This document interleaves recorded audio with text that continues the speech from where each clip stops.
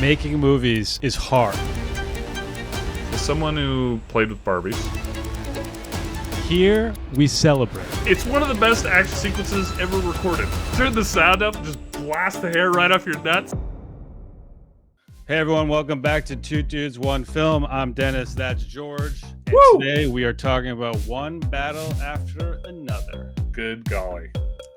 So usually as you know, I try to plan some stuff when we do these, but for whatever reason, after seeing this movie, my brain was just like, you know what? Let's go into this and let's be free. Let's be free and loose like Leo is in this movie. Oh, so good, dude. I have to say, I saw this yesterday. We're recording this on Wednesday, so it took This is me real fresh for you. 4 days to see it. And I tried not to look at any reviews, but sometimes things pop up, like on The Guardian. It just said, one battle after another, an American masterpiece. Another website was like, you have to see this movie. So my expectations were at 10, and within 30 seconds, I was like, we're there. Well, So good, expand dude. on that. Why within 30 seconds? Because of the vibes of the film. And the first, we'll probably talk about this. The first 30 or 40 minutes are very much one kind of film, and then it like slips into a P.T. Anderson film.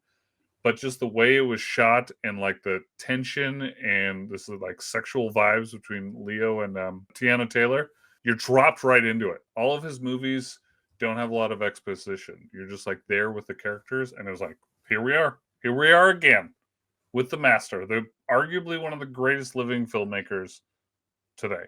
It's like an event, right? You just become so hyped and so ready for a journey. And he is a really special talent. And it's kind of interesting what you said, that the opening is its own kind of thing. And it's a long opening. I don't think we get the title until 30 minutes or something, yeah. But you described that as a different kind of film. So I'm just kind of curious, is it because we have never really seen a kind of an action thriller from Paul before? Like, have we ever seen that before? Well, I do think he pulls out a lot of new tricks that I didn't know he had it in him. I mean, I know he's a very capable filmmaker, but a lot of the things you see in the final 2 hours of the movie seem so new and like big and huge. Right. And a lot of my favorite parts of his movies involve intricate moving pieces, but they focus in on characters. And this movie had like some big and action set pieces and like movement and a lot of like dynamics and following characters. And the first 30 or 40 minutes, I don't know how to describe it. It basically goes until the mom leaves witness protection. But those first 30 or 40 minutes just felt more like unidirectional. I don't know how to describe it. The opening was jumping around like crazy. Felt like the way it was cut, the way it was shot, the way we moved around and jumped around and met new characters. It felt like he was trying to show us the experience of their lives in this first 15 20 minutes, but it was messy. Yes, that's the word. It was messy. Very messy, and I think that is a feature and not a bug. No, for sure, I'm with you. Tiana Taylor, what is her character's name again? Perfidia, yeah. We kind of never understand what happens to her in the end, and her motives are unclear, and like her relationship with Lockjaw is a little unclear. Like, she's this messy person that has these contrasting viewpoints on the world, and she seems like this radical revolutionary, and then she's kind of this rat, and then she goes on the run and never really shows up again, but writes this letter. Beautiful closing. And I kind of like that. And whereas the focus goes to this movie is, if I had to describe it in one word or one sentence, it would be a father looking for his daughter, trying to find his daughter, right? But that first 30 or 40 minutes is all like kind of setup, but it's not exposition. It was really well done.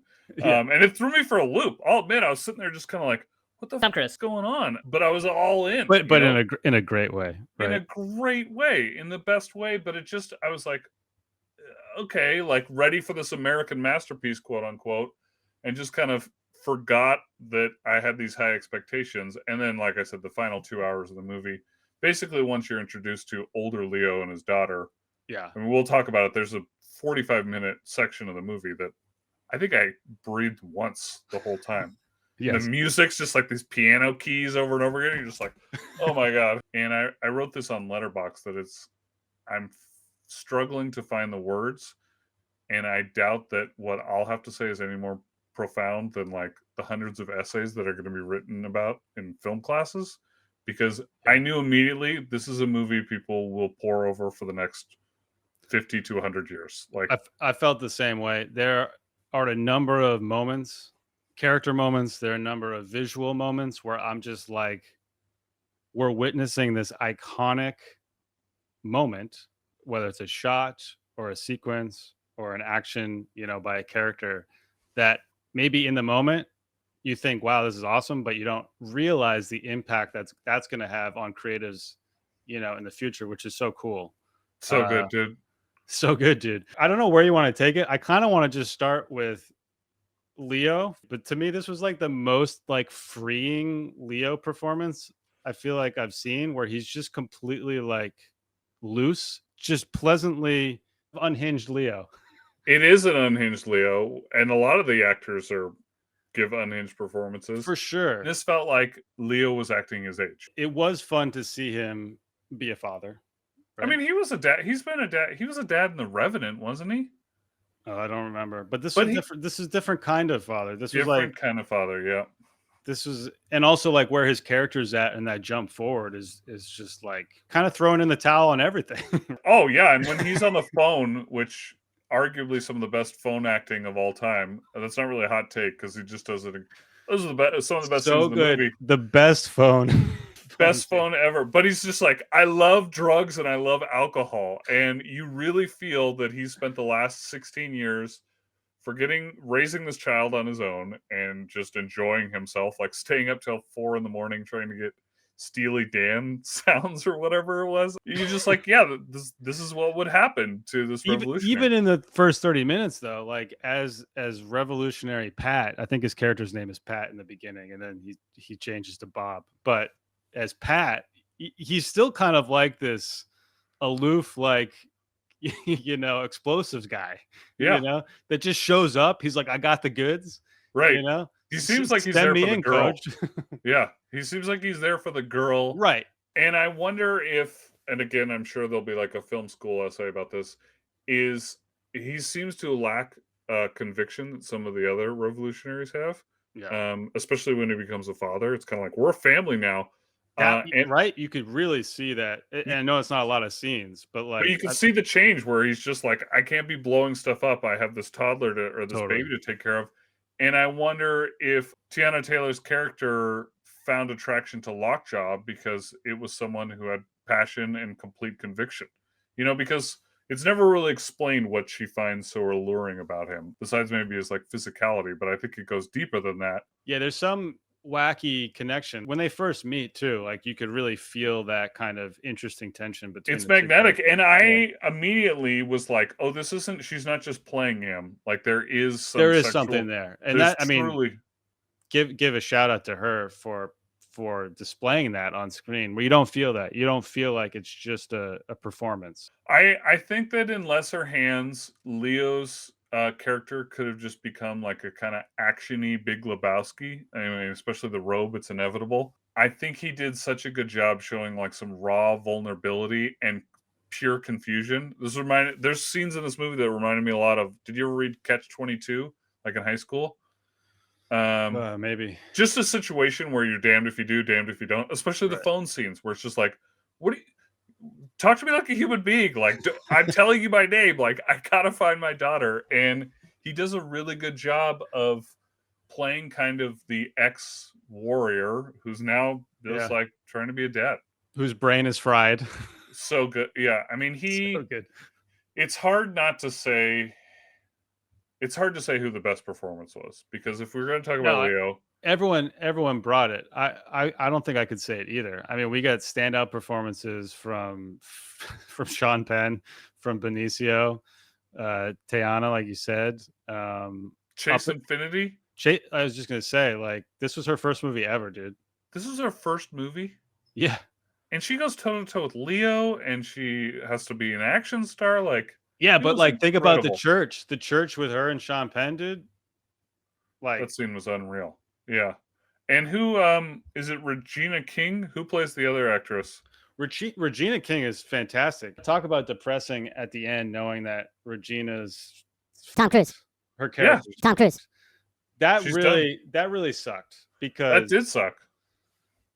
I don't know. And what happens to Benicio? Is it just a drinking and driving? I think it was just a DUI, probably, right? Well, I heard that the guy who's the interrogator, this is his first film credit too, and that guy was terrifying. You know, Sean Penn's like a Well, military interrogator. the guy that was interrogating, yeah, I think he's like I think he did that for a living, or does that for a living. Okay. Any other scenes we want to talk about that were just so good?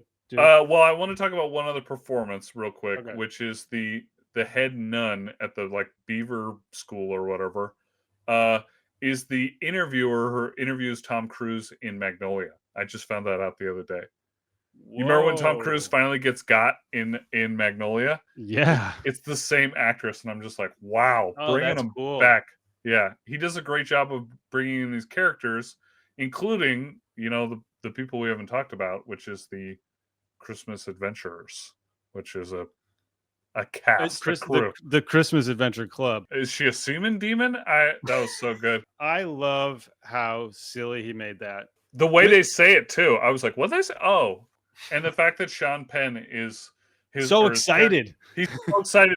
A Christmas adventure, and I'm like, "What?"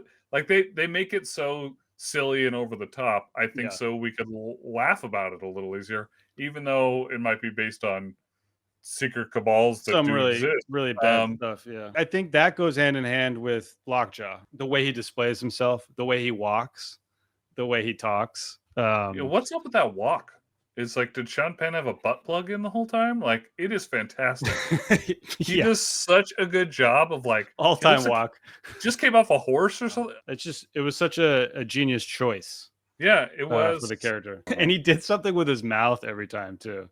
Yeah, and his hair, the way he like put the comb in his mouth and spit to do his dweebus haircut was just like, yeah, a lot of choices that I don't know how many of them were the directors versus Sean Penn's, but yeah, that was an unhinged performance. I guess another good scene I loved, and the tension, it felt like a Quentin Tarantino film, is when she gets taken to the 1776 club or whatever, and you're just sitting there like holding your breath basically while she's sitting there like zip tied to the chair.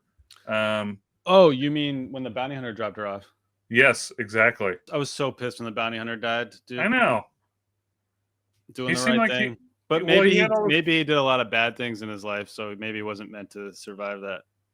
Well, and morals aside, he didn't want to. He said, I don't do kids, and he did it anyway. And he decided at the last minute, like, no, I'm going to try to save her. And it was really intense, especially when she realizes she doesn't have the key and she's just hitting the button over and over again. Like, dude, I love that moment of her going from car to getting the keys, because you just don't know. You don't know. No, you have no idea. And we know she's kind of this innocent girl who hasn't had the same like revolutionary upbringing that her mom. I mean, she has that scene at the nunnery where she's shooting the machine gun just like her mom was when she was pregnant. But you know, all of a sudden she's going up against these guys with like assault rifles, and she's just crawling in there trying to get some keys. I was on the edge of my seat. That was intense. Terrified. Yeah, terrified. Socks off moments. It's hard to say like a socks off moment for this movie, because for me personally, because most of the movie just like blew me away. But were there any scenes that you were like, this is what got me? Yeah, it was a whole sequence. For me, hands down, the best sequence is they're raiding the town, and Leo has linked up with Benicio, and they're going on their little mini odyssey. He's taking him from Sensei, from the dojo, so good, to his apartment complex or home, and the whole time Leo's trying to figure out where to plug in his phone. Yeah, and Benicio keeps telling him no, come on, we've got the next, and he keeps trying in every single spot. But then when he gets into the house or the apartment, whatever it is, and he's being introduced to every person one by one. And like, Leo's so nice about it too. Yeah. And then he's like, on to the next spot. Where can I plug in my phone? From all that to the rooftop to the Ninja Turtle skater guys that were jumping every single time. And they look so cool jumping around, and he's just like has to take the ladder and stuff, and That then it whole ends. sequence, man. First of all, when her friends pick her up to go to the dance, and Leo starts going like, "What's up? Hey, homie!" Like I was laughing so hard. The whole theater was busting up. So good, dude. It was so good, so good. And once she leaves, and you realize that the town is under siege, until he gets on the road with Benicio, I guess. I don't know. There's this 30 to 40-minute stretch where I had to pee so bad, and I was like, there's no way I'm getting up out of this seat. Like, the music is intense, and everything's frantically The music moving around. is awesome. The music, there's some great needle drops in this. I mean, I loved like Tom Petty and like the relatable ones, but I thought the orchestral and the piano, this like repeated piano tune that just like was pounding in the background, had me holding my breath the whole time. Speaking of so good, dudes, how about the shout out to our boy Tom Cruise? Like Tom Cruise, you were the ways. Yeah, Benicio was. I mean, he was next level in this movie, and that part he's like, just roll out like Tom Cruise, and he's hauling Tom Cruise. and you see him swerve He's the going car really fast. He's like, I'll slow down at the curve, and Leo's like, slow down, dude. Like he looks scared sitting in that car. Even like little things, the comedy in like Leo diving to the ground when the police cars are going by, and Benicio's just standing there. All those little things to Benicio saying, you know, the revolution line, and he goes down the stairs, and then he's got his little like hiding spot, like all that stuff. The little rug details perfectly and unfolds. the rawness and the character, those two characters together. I don't know. I just thought that whole sequence to me was it. I was like, I could watch this all day, any day. Yeah, those two interacting, I think, is a movie unto themselves. I agree that scene is particularly the riot. Once they're like bringing Eddie Van Halen, and that guy shows up in the cop car to like elicit violence, it really went up a notch for me, all the way until he falls out of that tree. I don't know how they did that shot, because it looks like he really fell like through those branches, and then you're like, okay, he's still alive, and then he gets tased. I feel like it was the same shot, right? They had a stunt guy. Clearly, it was not Leo falling down that tree, and then the camera lands in the same shot. He gets up, and Leo runs past camera. I'm like, and then he gets tased right away, and you're like, wait, what is going on? I thought that, and I thought the first part of the movie that really like blew me away was the car crashes after they robbed the bank at the end of the first 30 oh my minutes. God, dude. There's nothing like a real raw car chase sequence, right? It shook me. The way they shot it, the way those cars were dodging traffic, like it's not, this is an action movie. This is like, we're Tom Cruise. Can we even get out of here? Realness to it and grittiness to it. And when those accidents happen, yeah, you feel that, man. It's so it rattled me. And then I thought this will lead into my hot take, but I thought the car chase at the end it took my breath away. This is also, I guess we're going to be rolling through segments. Favorite shot.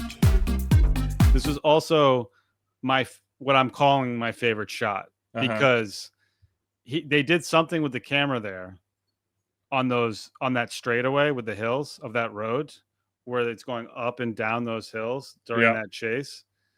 There's something visually there that I feel like I've never seen before. Never. And it was so mind blowing / mind melting to me. I was like, I can see it 10, 20 years from now, this visual car chase on this just straight line of a road is something that people are going to look back on and be like, this was groundbreaking. Like, this was special. Well, I've never been on that. I know that road. Where was that road? It's out in Borrego Springs. It's the middle of nowhere down here in Southern California. And it's a road I've heard about that people do for like the whoop-de-woos. It kind of reminds me of 395, which is one of the roads that cuts through California, has a section like that. And a lot of times in car chases, the tension seems to come from one car getting close to another really quick and like dodging pedestrians or avoiding cars or tight corners. And this one was straight away in terms of left and right and speeding up, but it was like three-dimensional in terms of Totally, it's vertical totally different visually. direction, Yeah. which my hot take is that Hot take. this is the most boring, exciting car chase ever put on film. But see, like that's the swing, right? Like That's the swing. That's the genius of it. And it's incredible because it's boring in terms of it's not two cars speeding up and one getting really close to it. A lot of the time he's just like slowly inching up behind her, and it's a little more quiet, and it's just kind of this up and down, car appearing, disappearing, appearing, disappearing. It's not tight corners and who could drive faster. They're both in like the same car but different colors, kind of hauling ass.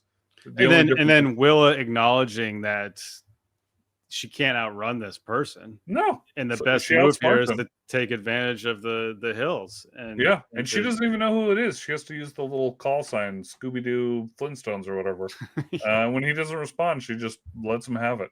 I have to say that this movie, to anyone still listening, is really best experienced in theaters.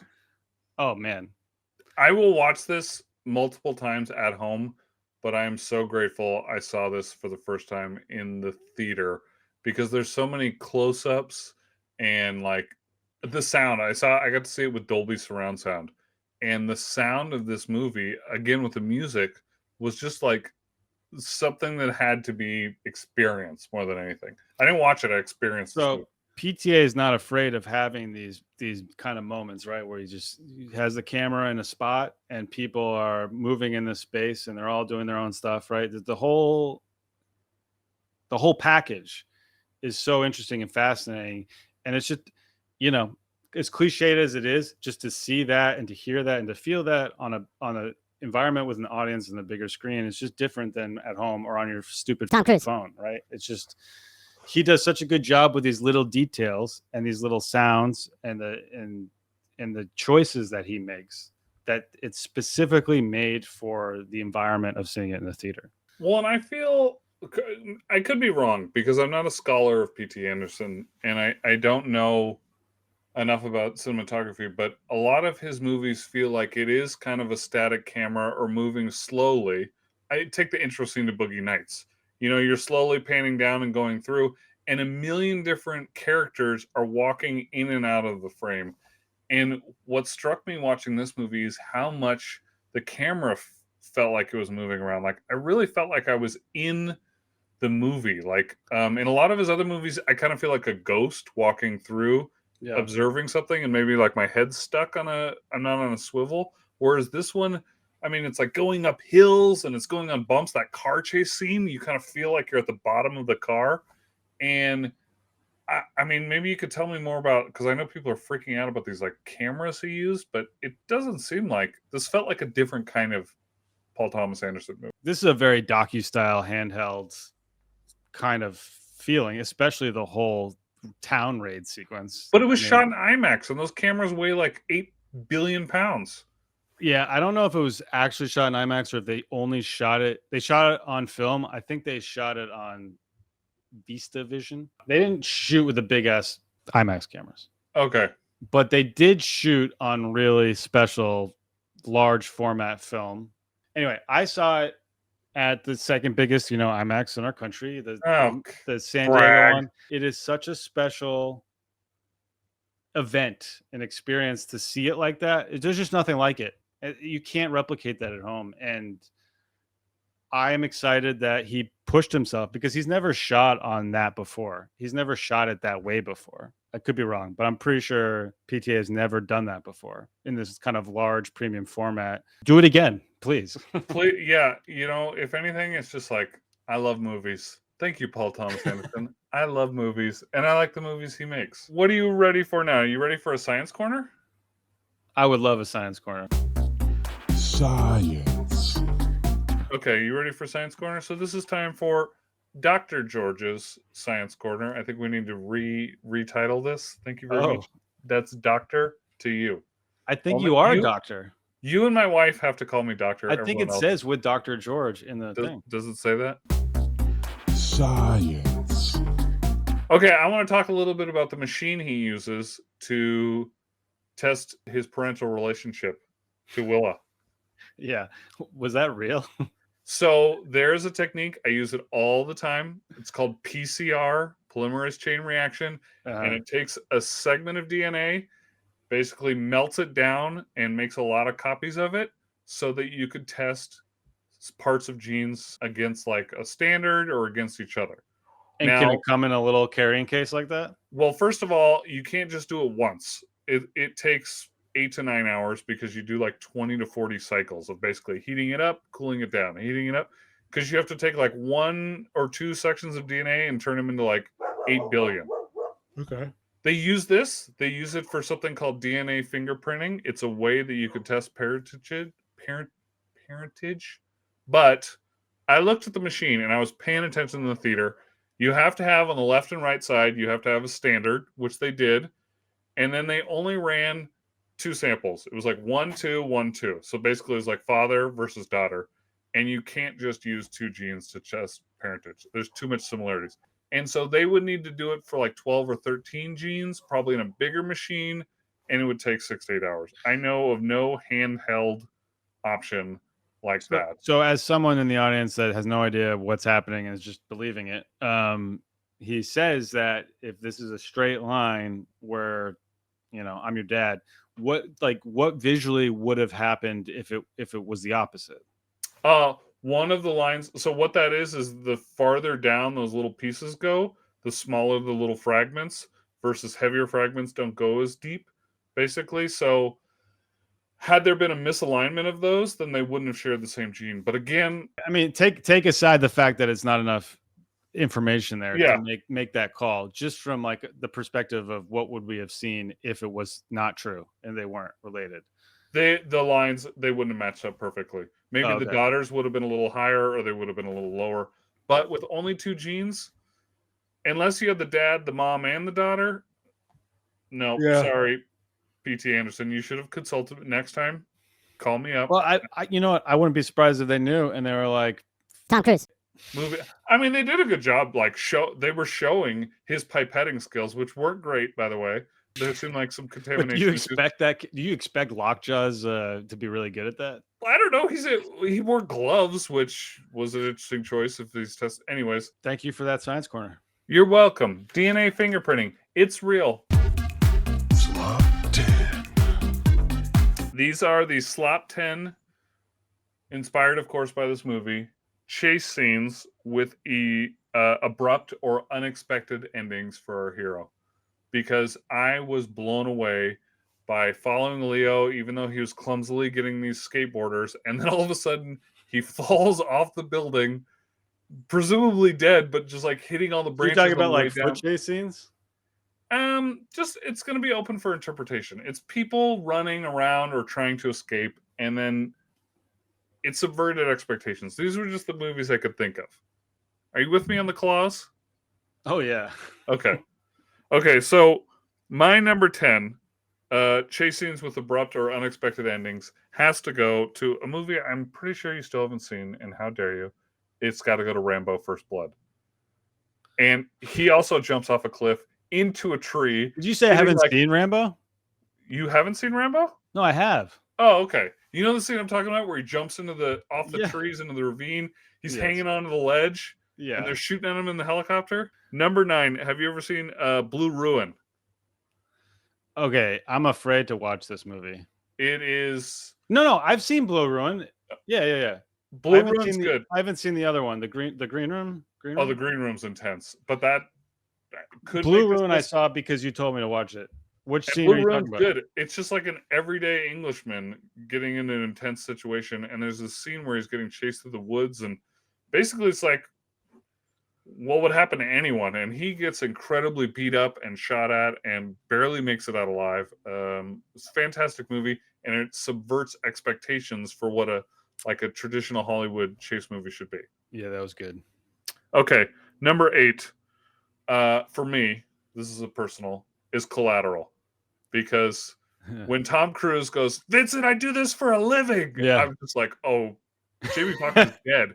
He is dead. And the fact that he kills Tom Cruise, like, I was like, oh, Tom Cruise. this is a great ending to this movie. Tom, you did it again. I just love how he sits down in the right opposite of him and asks the question about if anyone will notice. It's just so perfect.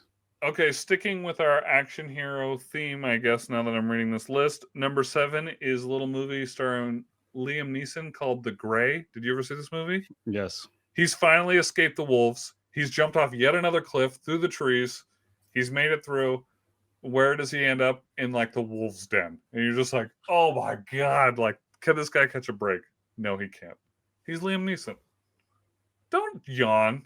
Don't yawn. That's a good movie. And that fits with it. Is just so, I mean, I'm a big time wolf conservation person, so it's just so wrong on all levels with wolves.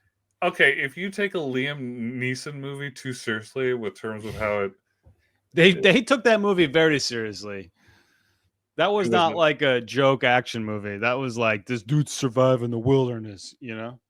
Did you see how he broke he put little bottles in his fist? Yeah, he became Wolverine. It was sick. All right. Okay, so good, dude. How about this one? I will say I love a lot of that movie visually, and I love a lot of the stuff about that movie. I just can't get behind the wolf stuff. It's just not true. All right. Okay. But anyway, all right, it's fine. How about this? Number 6, a little film called Point Break. Catherine Bigelow. I was positive Keanu Reeves is going to catch up with Brody. What happens? Blows his knee out. Johnny Utah, you blew it again. That scene, still when I watch it, I'm like, oh yeah, he doesn't catch him when he's chasing him through those alleys and everywhere. That old knee injury pops up again. I really thought the movie was going one direction. Catherine knew what to do. Okay, number 5, 1917, Sam Mendes classic. When they're running in that famous one shot, and one of the main characters just gets killed all of a sudden, and you're like, where's this movie going?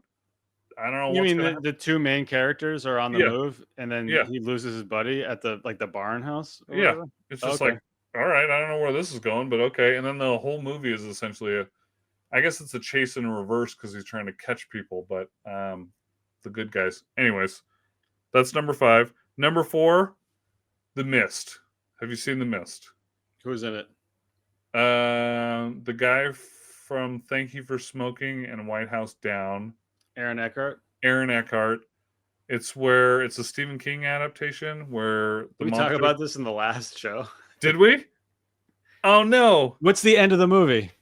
Well, the end of the movie is they're trying to run away from the monsters and they can't. There's 4 people in the car and he only has 3 bullets. Yeah, we talked about this in the last show. Oh, well, the movie clearly stuck with me because he kills his girlfriend and his 2 kids. Yes, I've seen this. It's brutal. Yeah. It is the craziest ending to a chase you can imagine. I'll keep talking about The Mist for all time. Yes, this is your favorite movie. It's not the best movie in the world, but God, that movie is unreal. Okay, number 3, I gotta say another Leo movie, Departed, because the elevator. The elevator. 8 people getting shot in the head. You're just like, what the fuck? They killed all the main characters. That is an unreal. Not a chase per se, but it just totally caught me off guard. Incredible moment. You feel like you're getting a little more impressed. How about number 2, Children of Men? When they're driving away in the car and Julianne Moore just gets shot in the head. And you're like, what? Yeah. The car scene is when she gets taken out, man. Yeah, the movie changes. But you think about what happens after, and when they go to the barn area, like the farmland, and they end up escaping that situation, it makes you really wonder what would have happened if she survived. Was that girl screwed if she stayed alive? I think they would have stayed there. Yeah, I agree. Oh, that's a good point. I didn't even think about that. Okay, number 1. I'm pretty sure I've talked about this before too. I don't care. It's got to be the Blair Witch Project. They are running through. She's looking for her friends, and all of a sudden, the last shot is that guy standing in the corner. I was just lights out. I mean, that is a lights out. That's a traumatic moment for kids back when that came out. All right, well, don't age me, but I was at a prime age to be scared. Tom Cruise. I was scared. Tom Cruise. Dude. So that's my Slop 10. That's the Slop 10 for today. Well done, laddie. Thanks, sir. What a movie. No joke. I've thought about this movie a lot, and it's another masterpiece, and people need to go see it. Yeah, it's I mean, even when we rank him, it is my favorite movie of the year. We talked about this. Right. You go this weapons sinners. I go this sinners weapons. I need to rewatch both Sinners and Weapons. It is October 1st today, and my daughter and I kind of have an agreement to watch scary movies. Last year, you convinced me not to show her Alien Romulus. I think that was a good idea. Do you think she's an 11-year-old is ready for Weapons? No, but I think she could watch Sinners. Why not Weapons? It's too real. Okay, what about Hereditary? No. Okay. I think she can learn a lot from Sinners, and I don't Okay. think it'll be as traumatizing. I don't think you can show her weapons, dude. What about The Conjuring, the first one? I haven't seen it in so long. I don't know. Yeah, the last year we probably watched 10 scary movies, and she was just like, okay. Like, she got scared, I think, in Signs and Sixth Sense. She got like a little jump scared, but she was never like terrified. She's kind of like, bring it on, Dad. This is the best you got, and this year I'm ready to bring it. Don't ruin her life, dude. I asked the Hereditary question to some friends a week ago, and they're just like, the fact that you would even ask that lets us know that you're not suitable to be a parent. That's fair. That's fair. Hey, thanks everyone. Whatever you do, go see One Battle After Another in theaters. Hell Enjoy. Yeah. Just sit back. So good, dude. Let it. So good, dude. So good. It lives up to your. It will live up to your expectation. Nay, exceed them. This is a 5-star banger. 5-star banger masterpiece. Please like and subscribe. Email us. We didn't get any questions. Share. No We'll questions. see you in the next one. All right. Later.